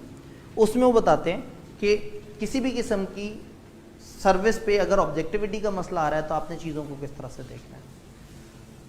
तो कुछ नहीं समझ आएगा तो हम उस पेज पे जाके कुछ सेफगार्ड लिख देंगे। अगर कुछ समझ आ गया कंसेप्चुअल फ्रेमवर्क के मुताबिक तो आप जवाब बना सकते हैं, बट दिस इज आइडियल कि अगर वो एरिया, इनमें से कोई एरिया मौजूद है और कोई स्पेसिफिक सिचुएशन उठा के आईकेएफ ने पूछी है, तो आईकेएफ इज एक्सपेक्टिंग कि आप उस स्पेसिफिक सिचुएशन के अंदर से उन्हें रहते हुए जवाब दें। जिसका आपके पास किताब में सोल्यूशन मौजूद है उसके लिए आप अपना दिमाग लगाएं, वो बात मुनासिब नहीं है। दिमाग ज़रूर लगाएं, दिमाग इसलिए लगाएं कि आप ये देखें कि याद करें कि कोड ऑफ एथिक्स में वाली चीज़ कहाँ देखी थी। तो जब 290 का पोर्शन आ जाए तो आपने 290 में आके यहाँ स्पेसिफिकली फाइनेंशियल इंटरेस्ट के एरिया में, यानी कि 290.102 से ऑनवर्ड यहाँ तक के एरिया को, यानी कि 224 तक के एरिया को ख़ास तौर पे हाईलाइट कर लेना है। कौन सा एरिया, मैं कोशिश करता हूँ 102 से लेके 224 तक का। ये वो मेन जोन है जो कि आपका इंटरेस्ट का होना चाहिए, यानी कि गिवन सिचुएशन जो भी दी हुई होती है, आईकेएफ ने, अगर मैं कोड ऑफ एथिक्स की पिछली 20 अटेम्प्ट्स उठा के देख लूँ तो शायद 2 ऐसे सवाल हैं जो कि कोड ऑफ एथिक्स से आंसर नहीं हो रहे, जिसमें आपको शायद खुद से ज़्यादा सोचना पड़े। अदरवाइज वो कोड ऑफ एथिक्स का सवाल बनाते हुए बहुत ही जेनेरिक सवाल नहीं बनाते, वो कहीं ना कहीं इन सिचुएशन में से मौजूद कोई एक इशू उठाते हैं, उसके ऊपर एक सिनेरियो सा बनाते हैं और आपको सवाल दे देते हैं। कई दफ़ा वो 2 सिचुएशन मिक्स करते हैं, आपने सिचुएशन देखनी होती है और उसके मुताबिक जवाब देना होता है। अब जवाब वो दे सकेगा जिसने ये सारी सिचुएशंस पढ़ी हुई होंगी। फॉर एग्जांपल अगर ये फाइनेंशियल इंटरेस्ट है ना, तो 102 से लेके अगले पैराग्राफ्स तक फाइनेंशियल इंटरेस्ट के अंदर 3-4 तरह की कैटेगरीज डिस्कस होंगी कि डायरेक्ट फाइनेंशियल इंटरेस्ट हो तो ये मसला है, इनडायरेक्ट फाइनेंशियल इंटरेस्ट हो तो ये मसला है, किसी के साथ मिलकर फाइनेंशियल इंटरेस्ट हो तो ये मसला है, पार्टनर का फाइनेंशियल इंटरेस्ट हो तो ये मसला है, टीम का इंटरेस्ट हो तो ये मसला है। अलग अलग सिचुएशंस बताई हुई हैं। आइडियली आपकी कोड ऑफ एथिक्स की किताब में आपको इस एरिया में 2-3 कलर के हाइलाइटर यूज़ करने चाहिए। ये मेन कैटेगरीज है, इन कैटेगरी में आके आपको पहले आइडेंटिफाई करना चाहिए कि इन 10, 12, 13, 14 पैराग्राफ्स में से कितने इश्यूज़ हैं जो उन्होंने आइडेंटिफाई किए हैं। उन इश्यूज़ को एक ख़ास डिफाइंड हाइलाइटर से हाईलाइट किया, फिर उन इश्यूज़ से रिलेटेड उन्हीं लाइंस में उन्होंने उनके थ्रेड भी बताए होते हैं, उसे हाईलाइट कर लिया, और कहीं ना कहीं एक आध पैराग्राफ बाद या कई दफ़ा उसी पैराग्राफ में थोड़ा सा आगे जाके उसके सेफगार्ड्स बताए होते हैं। तो टेक्निकली स्पीकिंग हमारे पास तकरीबन 70-80 सिचुएशंस ऐसी बन जाती हैं जिनके कोड ऑफ एथिक्स ने हमें सॉल्यूशंस भी बताए हुए हैं कि इस तरह की सिचुएशन में इस तरह के थ्रेट होते हैं और इस तरह के सेफगार्ड होते हैं। अब जब आपको वहाँ जवाब मिलेगा ना और उधर से सवाल मिलेगा, तो अगला मसला, हम या तो कहते हैं कि ओपन बुक हेल्प नहीं करता ऑडिट में, या इतने जज्बाती हो जाते हैं कि अगर ओपन बुक का सवाल नज़र आ जाए तो पूरा का पूरा छाप देते हैं, जिसमें जुमला लिखा होता है कि ऑडिटर को चाहिए कि वो एहतियात करे। सवाल हमसे पूछ रहा होता है, तुम क्वालिटी कंट्रोल पार्टनर हो, तुम क्वालिटी कंट्रोल मैनेजर हो, तुम बताओ तुम इस सिचुएशन में क्या करोगे, और आप जवाब दे रहे होते हैं ऑडिटर को चाहिए कि वो ऐसा करे। ऑडिटर ऑब्वियसली आप थोड़ा सा पर्सनल टोन में तो लेके आए, मैं बीइंग क्वालिटी कंट्रोल मैनेजर अपनी टीम को कहूँगा कि वो ऐसे करे, मैं ये देखूंगा कि मेरी टीम में ये मसला तो नहीं, मतलब उसकी टोन कुछ तो चेंज करनी पड़ेगी। अगेन वो सेमिनार जिसका मैं बार बार तस्करा करता रहता हूँ, डायरेक्टर एग्जामिनेशन जब आए तो उनने खासतौर पे कहा कि यार आप जब ओपन बुक को लिखते हो ना तो आप पूरा छाप देते हो, ज़रूर छापो, ऐसा नहीं है। उन्होंने कहा कि ऐसा नहीं है कि हम आपको नंबर नहीं देंगे, नंबर मिलेंगे लेकिन आपको शायद ज़्यादा नंबर नहीं मिलेंगे, क्योंकि आपने लिखा सही होगा, बात सही की होगी, कुछ नंबर मिलेंगे, बट ज़्यादा बेहतर नंबर लेने के लिए आप उसको थोड़ी सी पर्सनलाइज्ड टोन दो, थोड़ा सा उसके अंदर बताओ कि इस सिचुएशन में हम ऐसा करेंगे। सवाल में दिया हुआ होगा कि जी ये थ्रेट तब संगीन होगा जब 6 साल से ये मसला चल रहा हो, तो अब आप जवाब देते हुए ये नहीं कहेंगे ये थ्रेट तब संगीन होगा जब 6 साल से ये मसला चल रहा हो, आप कहेंगे कोड ऑफ एथिक्स के मुताबिक चूंकि 6 साल से ऊपर का हो गया गिवन सिचुएशन में, तो ये एक संगीन मसला है। बात समझ रहे हैं? उसको एक पर्सनलाइज्ड टोन दें, जवाब आपको नज़र आ गया, ज़्यादा जज्बाती नहीं होना, फ़ौरन से छाप नहीं देना, उसको थोड़ा सा टेलर करके उस सवाल में फिट करना है। आप कहेंगे सर पेपर में बैठ के इतना अगर सोच रहे हो तो पेपर तो हो गया, तो ये आपने पेपर वाले दिन थोड़ी तजर्बा करना है, आपने जाने से पहले पहले बहुत सारे सवाल करने हैं जिनको आपने हाथ से प्रैक्टिस करना है, और उसमें ये एक डेवलप करनी है स्किल कि आप गिवन सिचुएशन को टेलर करके बता सकें। तो ये जो 102 से लेके 224 तक 290 का एरिया है, इसके अंदर मल्टीपल सिचुएशंस हैं, उसको कैसे देखना है, उसके अंदर अलग अलग सिचुएशंस हैं, उनके थ्रेट और सेफगार्ड्स हैं, आइडियली आपने उसको हाईलाइट करना है। अब सवाल ये है कि सवाल आए तो आपने कौन सी एरिया में एंटर होना है। सवालों की कैटेगरीज बनाते हैं। एक ऐसा सवाल हो सकता है जो आपके 2 या 2 से ज़्यादा क्लाइंट्स का कोई इशू आपसे डिस्कस करे। जैसे ही क्लाइंट्स 2 या 2 से ज़्यादा हुए, आपके जहन में सबसे पहला ख्याल कन्फ्लिक्ट ऑफ इंटरेस्ट का आना चाहिए।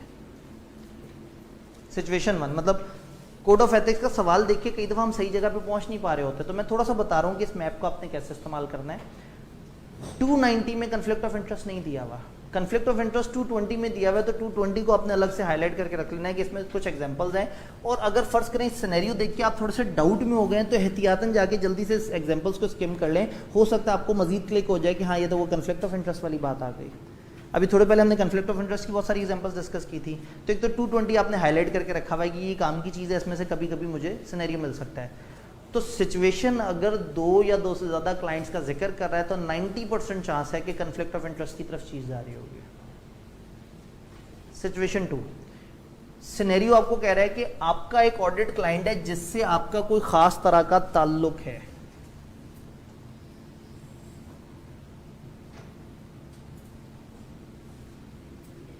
मेरा अपने एग्जिस्टिंग क्लाइंट से कोई खास ताल्लुक, मेरा ऑडिट क्लाइंट है जिसके साथ कोई फाइनेंशियल इंटरेस्ट है मेरा टीम का या व्हाट्सएवर, वो तो अगला मसला है ना। पहले तो हम देखेंगे फाइनेंशियल इंटरेस्ट, इस एरिया में एंटर हो जाएंगे, इस एरिया में जैसे ही जाएंगे तो हमें शायद 6 सफ़ों के ऊपर 5 जगह पे ग्रीन हाईलाइटर नजर आए, और हो सकता है ग्रीन हाईलाइटर का मतलब है इशू। तो जब मैंने पढ़ते हुए अच्छे टाइम पे अपने पेपर वाले टाइम के लिए मेहनत की हुई है, तो जैसे ही मैं उधर गया मैंने फ़ौरन से वो 4-5 ग्रीन लाइनें देखी, तो मैं एक इशू पे पहुंच गया कि हाँ एंगेजमेंट पार्टनर का जब इस तरह का मसला हो, ये तो सवाल वाली बात आ गई। अब उसके एरिया को अगर मैं पढ़ूंगा या उस एरिया से आंसर कर रहा हूँ तो आसान।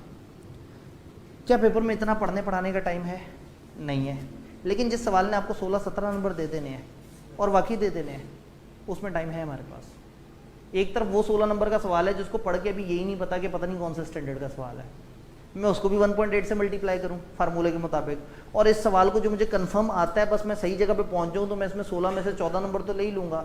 मैं इसको भी अगर 1.8 से मल्टीप्लाई करूँगा तो ये अच्छी बात नहीं है।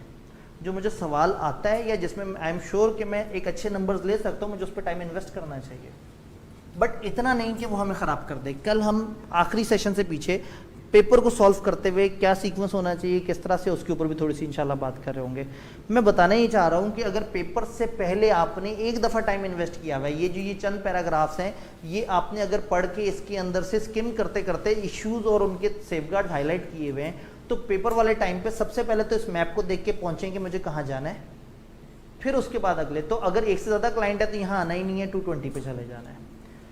मौजूदा क्लाइंट और उसके साथ मेरा कोई रिलेशन है तो that can be financial interest, that can be उनके साथ आपका कोई लोन या गारंटी का मामला, उनके साथ आपका कोई बिजनेस रिलेशन, उनके साथ आपके एग्जिस्टिंग ऑडिट क्लाइंट के साथ आपका कोई फैमिली या पर्सनल रिलेशन, उस ऑडिट क्लाइंट में एम्प्लॉयमेंट आपकी या इस तरह से करके टेम्परेरी स्टाफ को असाइनमेंट, आप एस्कॉनमेंट वगैरह पे कुछ बंदों को वहाँ पे भेज रहे हैं, ऑडिट क्लाइंट के साथ रीसेंट सर्विस हुई है, ऑडिट क्लाइंट को सीनियर लेवल पे डायरेक्टर या ऑफिसर लेवल पे सर्व किया हो, या उस ऑडिट क्लाइंट के साथ लॉन्ग एसोसिएशन हो यो हमारी फर्म के सीनियर पर्सनल की गिनती के एरियाज है, ज़्यादा लंबे चौड़े एरियाज नहीं है।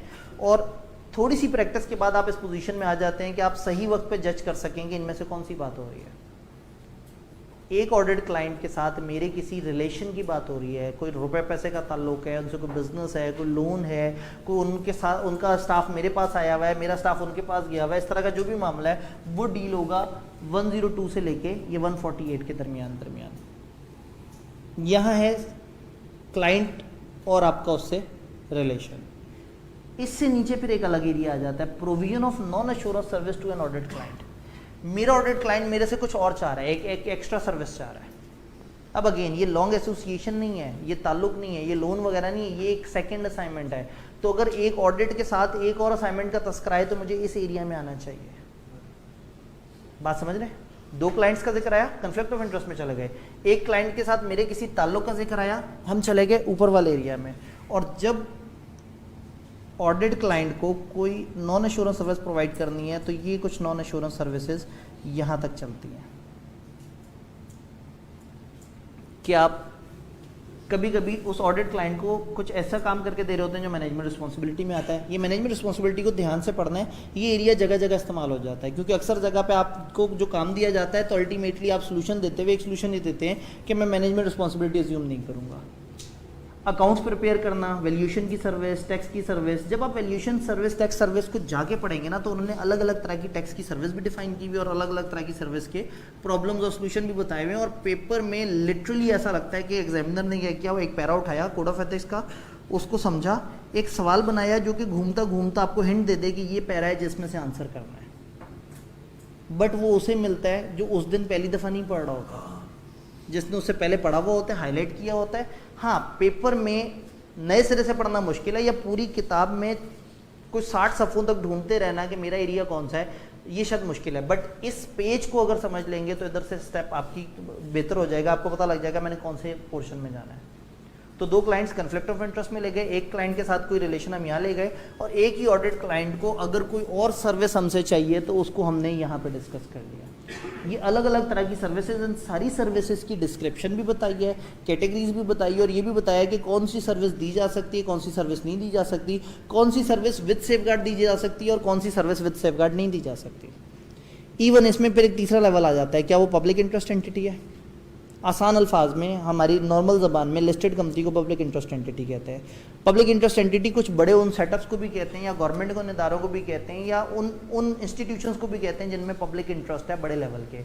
बट आसान अल्फाज में अगर हम सीधी सी बात करें तो लिस्टेड और इस तरह के इदारे पब्लिक इंटरेस्ट हैं। तो हो सकता है सवाल में दिया हो कि एक लिस्टेड कंपनी है, बताएं आपने उसको सर्विस प्रोवाइड करनी है, तो हो सकता है आप इस एरिया में जाएं, आपको एक सिचुएशन नजर आए और सेफगार्ड नजर आए, आप जज्बातियों के छाप दें, ऐसा नहीं है।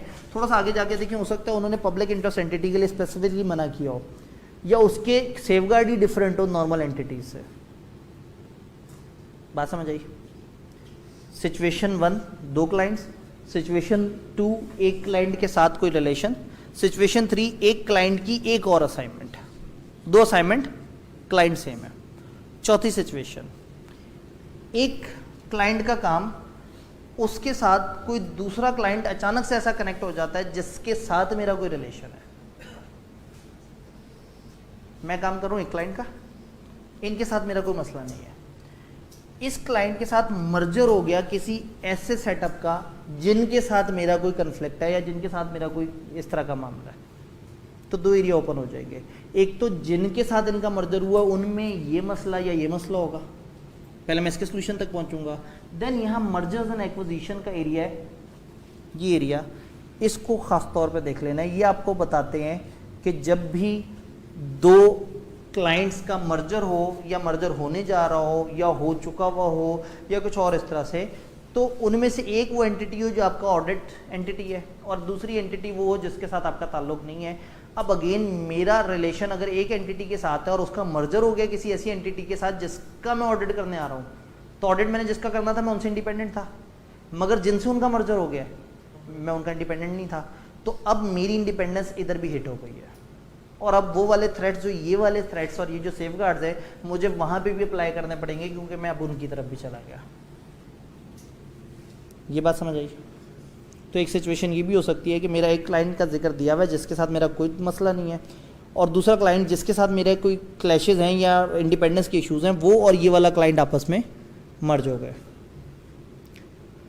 पांचवी सिचुएशन, अगर फर्म में एक से ज़्यादा दी हुई हो, एक आपकी फर्म है, एक और फर्म है जो आपकी बड़ी गहरे ताल्लुक वाली फर्म है, ये एक और ऐसी फर्म है जिसके साथ मिलके आप लोग बड़े इकट्ठे अच्छे चलते हैं, या आपकी ही फर्म का कोई और ऑफिस किसी और जगह पे मौजूद है, या कोई ऐसी फर्म है जिसके साथ मिल के आप लोगों ने कुछ रिसोर्स शेयरिंग के अरेंजमेंट किए हैं। पाकिस्तान में ये कॉन्सेप्ट इतना नहीं चलता, दुनिया में लोग नेटवर्क बनाते हैं। अगर दुनिया में मोर देन 70% क्लाइंट चंद 4-5 बड़ी फर्मों से ही अपनी सारी सर्विसेज करवाए तो छोटी फर्म तो बेचारी सर्वाइव ही नहीं कर सकती। तो कई दफ़ा क्या होता है 3-4 छोटी फर्म्स मिलती हैं और बना लेती हैं एक नेटवर्क। उस नेटवर्क का मकसद होता है कि वो आपस में फिजिकली मर्ज नहीं हुए होते बट वो एक दूसरे के साथ चीज़ें शेयर कर रहे होते हैं। कई दफ़ा ब्रांड शेयर करते हैं, कई दफ़ा एक कॉमन नेम बना लेते हैं उस पूरे ग्रुप का। उस पूरे ग्रुप को फिर हम नेटवर्क कहते हैं और उन फर्म्स को नेटवर्क फर्म्स कहते हैं जो एक दूसरे के साथ क्वालिटी वाले प्रोसीजर शेयर करते हैं, एक दूसरे के साथ एक दूसरे को हेल्प करते हैं या एक दूसरे को QCR वगैरह में प्रमोट करते हैं, एक दूसरे के साथ क्लाइंट्स के अरेंजमेंट्स और इस तरह के बहुत सारे मामला शेयर करते हैं, या उधर उनको इन्वेंट्री काउंट करवा दिया अपने वाले क्लाइंट का, उनका यहाँ पे कर दिया। तो कभी भी जब भी 2 या 2 से ज़्यादा फर्म्स कोई कॉमन इंटीग्रेशन एम कर रही हो मिलके, तो एक दफ़ा एहतियातन देख लेने की ज़रूरत है कि क्या वो नेटवर्क या नेटवर्क फर्म की डेफिनेशन में तो नहीं आ रहे। तो टेक्निकली 290 के एरिया में हमें नेटवर्क और नेटवर्क फर्म की समझ होनी चाहिए और ये पता होना चाहिए कि नेटवर्क और नेटवर्क फर्म, अब ऐसे में जैसे मैंने कहा था क्लाइंट का मर्जर हो गया तो जब मैं एक में मेरी इंडिपेंडेंस हिट हो गई तो दूसरे में ऑटोमेटिकली हिट हो गई। तो इसी तरह से अगर मेरी नेटवर्क फर्म का कहीं मसला है तो फिर मुझे भी मसला पड़ सकता है। तो जब भी 2 फर्म्स जुड़ जाएं या 2 क्लाइंट्स जुड़ जाएं, दोनों सूरतों में ये फिर ये वाले 2 एरियाज ओपन होंगे और इनके अंदर आप देखेंगे कि किस तरह से चीज़ें देखनी चाहिए। अगेन मतलब रिवीजन क्लास का हरगिज़ मतलब नहीं है कि यहाँ हम 100% एरियाज डिस्कस करें और आप कहें चलो ठीक है अच्छी फिल्म देखी, घर गए, बड़ा मज़ा आया। कहानी आपकी तरफ अब शुरू हो गई है, यानी कि एक फ्रेमवर्क बता दिया कि आपने किस सोच से इन सारी चीज़ों को कैटेगराइज करना है। बट ये कहानी तब कंप्लीट होगी जब आप लोगों ने अपनी अपनी किताब में हाईलाइट किया हुआ होगा जो रेलेवेंट एरियाज़ हैं, जो रेलेवेंट इश्यूज़ हैं उनको, तो उससे आपको काफ़ी हद तक मदद मिलेगी। मैं सपोर्ट ये कर सकता हूँ कि अगर आप मुझे वही फेसबुक के कमेंट पे याद करा दें तो मैं इससे रिलेटेड एक वर्किंग आपसे शेयर कर सकता हूँ कि मैं उसके डिफरेंट पैराग्राफ्स के हिसाब से आपको बता दूँ कि ये इश्यूज़ हैं, ये थ्रेट हैं और ये सेफगार्ड हैं। बट वो वर्किंग भी पेपर में आपके हाथ में नहीं होगी, वो वर्किंग मैं ज़रूर अटैच कर दूं, लेकिन आपने उस वर्किंग की मदद लेनी है। अगर कहीं आप कंफ्यूज हो जाएं कि मुझे कोड ऑफ एथिक्स में कौन सी एरिया को हाईलाइट करना है, तो मैं इस आज वाली जो वीडियो है उसके साथ जो है ना वो वाली फाइल अटैच करवा दूंगा, मतलब उसके जो कमेंट्स हैं आप वहाँ से डाउनलोड कर लीजिएगा। तो चंद पेजेस के अंदर ये सारे एरियाज़ की शॉर्ट समरीज आपको मिल जाएंगी। मगर वो शॉर्ट समरीज शेयर करने का ये मतलब नहीं है कि आप उसके बाद उसको डाउनलोड करके एक फ़ोल्डर में रख लेंगे, चलो ठीक है अब तो महफूज हो गया, मसला ही ख़त्म हो गया। असल थीम ये है कि आपका कोड ऑफ एथिक्स की किताब, पतली किताब, रंग बिरंगी हुई भी हो, पेपर में आप उसे इस्तेमाल कर सकें। एक मुश्किल सवाल पूछूं, हमने 5 तरह के सिनेरियोज क्या डिस्कस किए। पहला एक सिनेरियो अगर आप बता दें। सबसे पहला जो चलें ये सबसे पहले 2 पार्टीज है कॉन्फ्लिक्ट ऑफ इंटरेस्ट का। सेकंड है कि एक क्लाइंट के साथ रिलेशनशिप हो। ठीक है कि एक क्लाइंट है और 2 वर्क्स हैं उस हमारे पास। ठीक है, बिल्कुल सही है। फोर्थ ये है कि एक क्लाइंट का काम है और सेकंड एक है उसके साथ मर्जर हो गया, यानी 2 क्लाइंट्स हो गए और उसके साथ मर्जर हुए जिसके साथ हमारी इंडिपेंडेंस हिट हो रही थी जी। और फिफ्थ है कि more than 2 firms, more than 2 firms जिनका आपस में कोई ऐसा कनेक्शन हो जिसकी वजह से। वेरी गुड, छा गए एग्जैक्टली। मतलब गौर से देखें ना तो कहानी इतनी सी है, मगर इतनी सी तब लगती है जब इसको कंप्रीहेंड किया जाए। आप सिनेरियोज देखते हैं और हर सिनेरियो देख के परेशान होते हैं कि आई कि कभी भी कोई भी अचानक से सवाल पूछ लेता है, ऐसा नहीं है। वो स्पेसिफिकली सवाल पूछते हैं, वो चेक करते हैं कि आप अपनी नॉलेज को अप्लाई करने की कितनी कैपेबिलिटी रखते हैं। तो अगेन मकसद 290 पढ़ना नहीं था, मकसद इसको समझना था। अब एक अहम चीज़ जो आपको जहन में रखनी है ब्रेक पे जाने से पहले पहले, ये 290 है ना, ऑडिट और रिव्यू एंगेजमेंट्स को डील कर रही है। इसका मतलब ये हुआ कि जब भी कोई सिनेरियो दिया हुआ होगा तो जिस क्लाइंट का जिक्र हो रहा होगा वो या मेरा ऑडिट का क्लाइंट होगा या रिव्यू का क्लाइंट होगा। ऐसा नहीं होगा कि वो कहेंगे आपका एक अश्योरेंस का क्लाइंट है और उसके साथ आपका ये रिलेशन है, बताओ क्या किया जाए। ऑडिट और रिव्यू का मामला होगा, वो आएगा 290 में। बहुत सारे लोग ये कहते हैं कि ये 290 और 291 बड़े मिलते जुलते से लग रहे हैं, ये क्या चीज़ है? अजान? ठीक है, अजान हो रही है, थोड़ा सा वेट कर लेते हैं।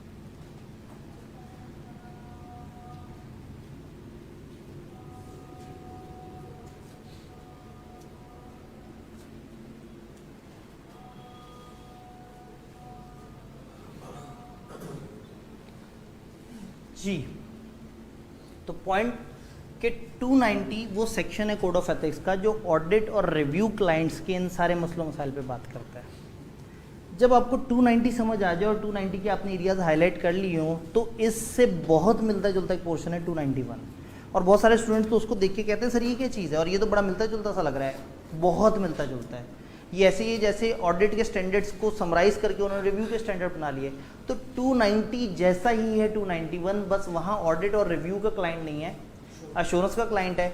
बहुत सारी चीज़ें आपको मिलती जुलती लगेंगी, तो ज़रूरी नहीं है कि आप उसको पूरे पोर्शन को बहुत अच्छी तरह से पढ़ें और हाईलाइट करें। इस पोर्शन को अच्छी तरह से पढ़ के हाईलाइट करने से आपको एक सेंस डेवलप हो गई है।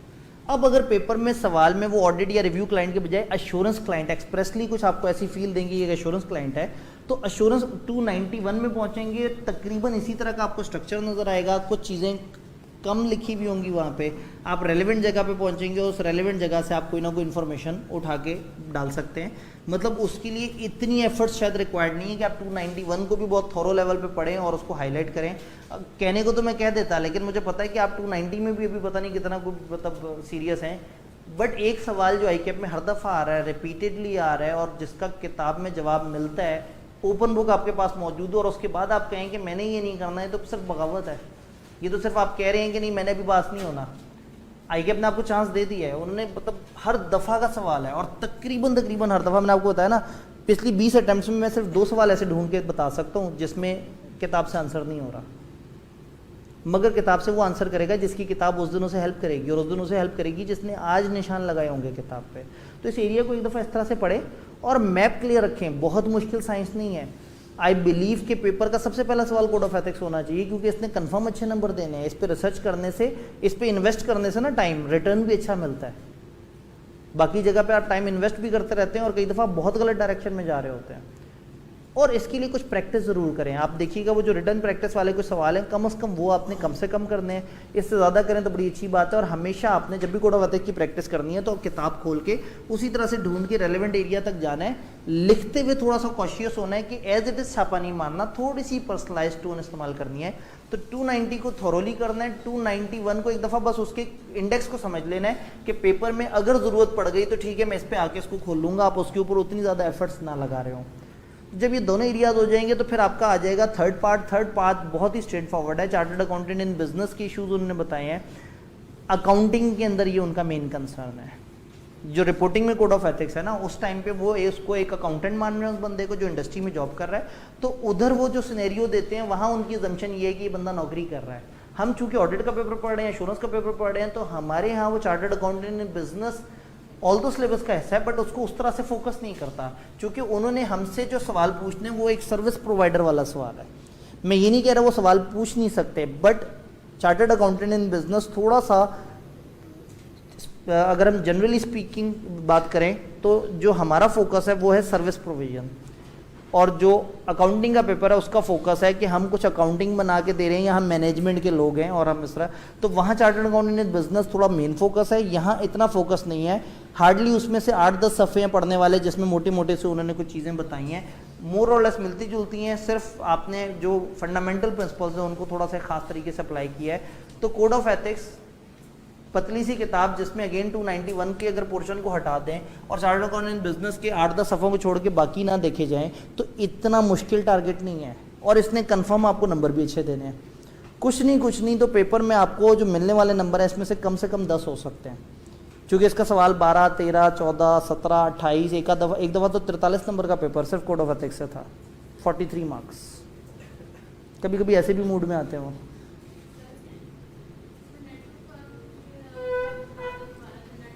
जी, नेटवर्क फर्म की ना एक पूरी डेफिनेशन दी हुई है, उन्होंने वो कुछ तरीके बताए। उन्होंने कहा अगर दो फर्म्स आपस में इनमें से कुछ अरेंजमेंट्स में एक दूसरे को सपोर्ट करें, क्वालिटी के अंदर रिसोर्स की शेयरिंग, कई दफ़ा कॉमन नेम की शेयरिंग होती है, तो वो उन्होंने एक लंबी चौड़ी, असल में इस वक्त तो मकसद थोड़ा सा उसको समझ। जी, थ्रेट कैसे राइज होगा? मेरी फर्म एक ऑडिट पे काम करने जा रही है और उस पर मेरी नेटवर्क फर्म जिसके साथ मिलके मैं काम कर रहा हूँ उनकी इंडिपेंडेंस हिट हुई हुई है। जब उनकी इंडिपेंडेंस हिट हुई हुई और उन पार्टनर्स के साथ मेरी दोस्ती है या हम लोग मिलके काम करते हैं तो उनका थ्रेट समहाउ मुझे भी कनेक्ट करेगा। ये ऐसे ही है जैसे एक पार्टनर एक ऑफिस का अगर उसका थ्रेट है तो दूसरे ऑफिस के पार्टनर्स पे उसका कुछ ना कुछ इम्पैक्ट आता है। तो उसमें अगेन वही बात है कि जब आप देखेंगे तो आपको बताएंगे कि नेटवर्क किस वक्त ज़्यादा तगड़ा माना जाएगा, किस वक्त कम तगड़ा माना जाएगा और कहाँ उनका थ्रेट आपका थ्रेट काउंट होगा। तो अक्सर जगह कोड ऑफ एथिक्स में 290 में डिस्कस करते हुए भी कहते हैं कि अगर ये आपकी फर्म या आपकी नेटवर्क फर्म का कोई इशू हो तो इसको यूँ डील करना है। तो ये वर्ड नेटवर्क फर्म। जी सर, एक्चुअली अगर आप एक दो अटेम्प्ट्स पीछे देखें जो रीसेंट अटेम्प्ट भी आई है, जी उसमें एक तो उसने कोड ऑफ एथिक्स की वेटेज भी कम कर दी है, दूसरा वो क्वेश्चन भी ऐसे पूछ रहा है कि आप बुक में से इजीली फाइंड नहीं कर सकते। जी बिल्कुल, अगर आप लेटेस्ट अटेम्प्ट रिसेंट पेपर में उसने कोड का जो सवाल पूछा था वो 100% किताब से आंसर हो रहा था। अगर कोड ऑफ कॉर्पोरेट गवर्नेंस को आप साइड पे रखें, उन्होंने कोड ऑफ एथिक्स और कोड ऑफ कॉर्पोरेट गवर्नेंस का मिक्स सवाल पूछा था। और अब again long association of senior personal वाले एरिया में अगर नहीं जाएंगे तो ऐसा लगेगा कि ओपन बुक से आंसर नहीं होता। तो ऐसे तो ना करें, आपको नहीं मिल रहा तो किताब पे तो ना इल्ज़ाम लगाएं। जी, लेकिन अगेन जो दुख की बात है वो ये है कि इस दफ़ा उसने 12 नंबर का गालबन सवाल पूछा था। टिपिकली वो ज़रा ज़्यादा नंबर का सवाल पूछता है और उसमें भी चूंकि code of corporate governance mix था तो एक आधा अटेम्प्ट में नंबर कम होने से, देखिए मैंने तो 43 की अटेम्प्ट भी बताई है, तो एनॉमलीज तो हैं। हाँ लेकिन कोड ऑफ एथिक्स नहीं आया होगा, उस वजह से उसने 43 नंबर का पूछ लिया। जी अगेन मैं यही मैं कह रहा हूँ कि कोड ऑफ एथिक्स से एक स्टैंडर्ड हमारी अजम्पशन है कि एक रीजनेबल नंबर का पेपर आता है, लेकिन अगर नहीं भी आएगा तो कोई मसला नहीं, हम बाकी टॉपिक भी तैयार कर रहे हैं, तो घबराना नहीं है। वो इमरान खान कहता है ना